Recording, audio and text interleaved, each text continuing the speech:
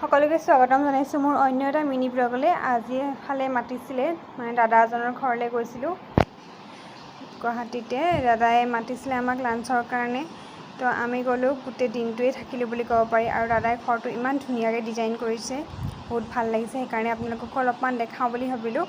তো এয়া পাহিয়ে ৰিলচ বনোৱাত লাগি আছে। তাৰপিছত এয়া ভাতৰ কাৰণে ৰেডি কৰিলে, আৰু ইমানখিনি আইটেম বনাইছে নহয় দাদা আৰু বৌ মিলি, খাবই নোৱাৰিলোঁ জানেনে, থাকি গ'ল চব। আৰু এইফালে দাদাই বৈ কিবা লাগি আছে। আৰু কিটচেনটো দেখিছেনে, ইমান ধুনীয়া, মানে কালাৰ কম্বিনেশ্যন বহুত ধুনীয়া কৰিছে। গোটেই ঘৰটোৱে বহুত ধুনীয়া লাগিছে।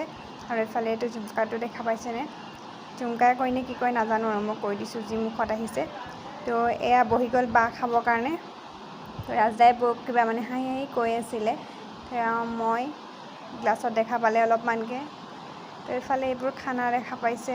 এয়া পাহি হাত ধুই আহি গ'ল। তাই কৈছে ভোক লাগিছে, খানা দেখি ৰ'ব পৰা নাই বোলে তাই, সেইকাৰণে জল্দি জল্দি হাত ধুই পেলাই খাবলৈ বহিছে। এয়া দেখা পাইছে নহয়, তাই ভোক লাগিছে বোলে বহুত। তো এয়া পূৰা ৰেডি, আপোনালোকক দেখাই দিছোঁ কি কি আইটেম আছে। অকণমান ধৈৰ্য ধৰক আৰু ন। আৰু দেখা পাইছে ইমানখিনি আছে। এইফালে পটল ফ্ৰাই, মাছ ফ্ৰাই, কাচকল ফ্ৰাই, তাৰপিছত চালাডত এয়া আছিল কি কি দেখা পাইছে, পাপৰ, এইফালে বইল ডিম, বৌয়ে ভাত লৈ আহিছে, ছাৰ্ভ কৰি দিছে। আৰু এই ৰ'ব দেখাই আছোঁ কি কি আছে হা। এফালে আছে মাছ আৰু বিলাহী, মাছটোৰ নাম আছিল মিলি মাছ বোলে। তাৰপিছত এইফালে হাঁহৰ মাংস, আপাৰ আচামৰ আমাৰ ফেভৰেট চবতকৈ। আলহী গ'লেতো হাঁহৰ মাংস থাকিবই আপাৰ আচামত। তো আৰু এইফালে আছে দালি। মই খায়েই দিলোঁ আৰু আধা খাওঁতে দেখালোঁ। আৰু বায়ে কৈ আছে বিৰাট টেষ্টি হৈছে বোলে খানাটো খাবলৈ।